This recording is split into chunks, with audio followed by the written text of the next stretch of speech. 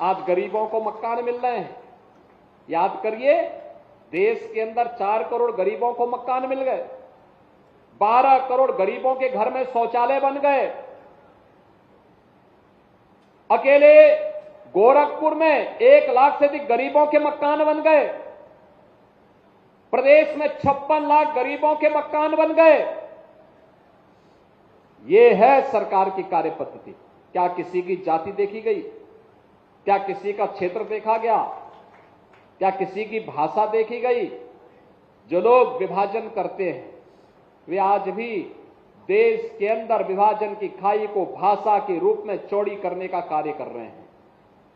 जिन लोगों ने जाति के नाम पे गुमराह करने का काम किया था, लगातार किया, चुनाव के दौरान भी वे लोग यही कर रहे थे, लेकिन उनकी सच्चाई आज जनता जनार्दन के सामने आ चुकी है। बाबा साहब भीमराव अंबेडकर को अगर किसी ने सम्मान दिया है तो भारतीय जनता पार्टी ने दिया है, मोदी जी ने दिया है।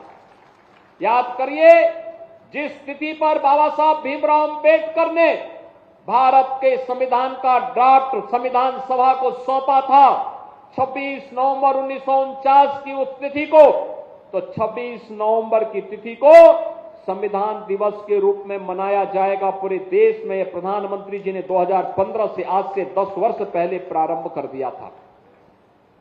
बाबा साहब भीमराव अंबेडकर के नाम पे पंचतीर्थ बन सके। देश की नई संसद में संविधान की मूल प्रति को अपने सिर में रख करके ससम्मान स्थापित करने का काम ये प्रधानमंत्री मोदी जी ने किया। लेकिन अंबेडकर जी का अपमान उन लोगों ने किया जिन्होंने देश पर इमरजेंसी थोपी थी, जिन्होंने बाबा साहब भीमराव अंबेडकर के न चाहते हुए भी भारत के संविधान में धारा 370 स्वतंत्र भारत में जबरदस्ती लागू किया था, जबरदस्ती थोपने का काम किया था। बाबा साहब भीमराव अंबेडकर का अपमान उन्होंने किया जिन्होंने बाबा साहब भीमराव अंबेडकर को चुनाव में हराने का काम किया था। और ये पाप कांग्रेस और उसके सहयोगी दल लगातार करते रहे। चुनाव में गुमराह करने के बाद जब जनता जनार्दन को वास्तविकता की पता लगी तो उन्होंने हरियाणा में, महाराष्ट्र में, दिल्ली में और हाल ही में उत्तर प्रदेश में हुए 10 उपचुनाव में इंडी गठबंधन को करारी मात देकर के एक तमाचा मारा है कि गुमराह बहुत दिनों तक नहीं कर सकते हो। और आज बहनों और भाइयों, मैं आप सबसे ये कहना चाहूंगा, विकास और विरासत की इस अभियान या इस यात्रा को हम लोगों को